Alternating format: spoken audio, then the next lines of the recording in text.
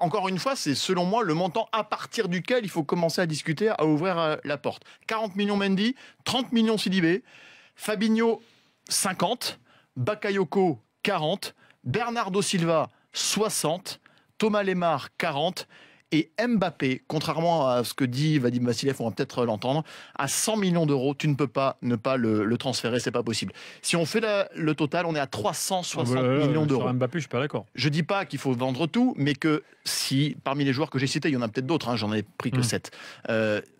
Parmi ces joueurs-là, s'ils sont cités, je pense qu'il faut ouvrir la porte à partir de ces montants-là. Vu la manne financière qu'il y a notamment en Angleterre, on ne peut pas négliger l'aspect économique, même quand on s'appelle l'AS Monaco, même quand on est un richissime russe qui est à la tête de ce club-là. 360 millions d'euros potentiels, parce que je ne pense pas que mes chiffres, même si on peut débattre, soient totalement farfelus vu la saison de ces mecs-là. Même si on n'arrivera pas évidemment en termes de vente à ce tarif-là, c'est monstrueux pour continuer à faire progresser ce club, à faire progresser cette équipe.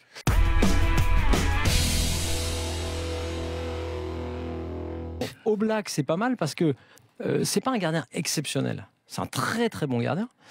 Mais lui, par exemple, tout ce qui est de l'ordre de la pression, de la nervosité, de tout ce qu'on a vu un peu sur certains gardiens, lui, il a démontré qu'il savait y résister. Quitte à garder un Areola, par exemple, Oblak Areola, ça me paraît être un ticket, par exemple, qui est totalement crédible. Donc toi, tu te débarrasses de Trapp. Bon, par exemple, et pourtant je l'aime bien, mais il faut faire un choix. Ou alors tu l'as dit à Trapp, t'es numéro 2, mais après lui avoir dit pendant 1 an et demi qu'il était potentiellement le numéro 1, c'est un peu compliqué. Je rappelle, Sirigu est prêté.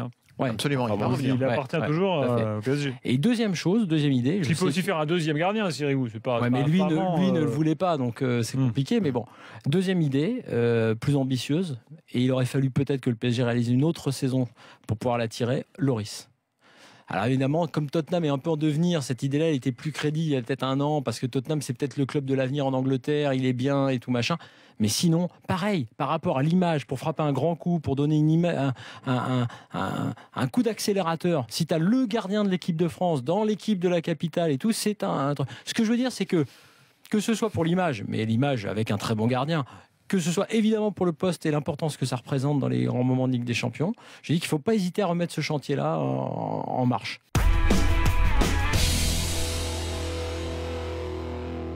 Quand il jouait en équipe de France, il avait un autre statut de ce qu'il a au Real Madrid. Au Real Madrid, c'est un joueur important. Attention, faites pas j'ai pas envie de dire que c'est pas un joueur important, mais c'est un joueur du collectif. Il y a des joueurs qui sont beaucoup plus importants, c'est-à-dire Cristiano Ronaldo qui marque en général quasiment les 3/4 des buts. En équipe de France, il est arrivé, il a été positionné par Didier Deschamps quand il a pris l'équipe comme le leader d'attaque, le leader de cette équipe, celui qui devait faire gagner les gros matchs et celui qui devait permettre à l'équipe de France de regagner une place importante dans le paysage du football mondial. Voilà, ça devait être avec Karim Benzema. Il a souvent déçu.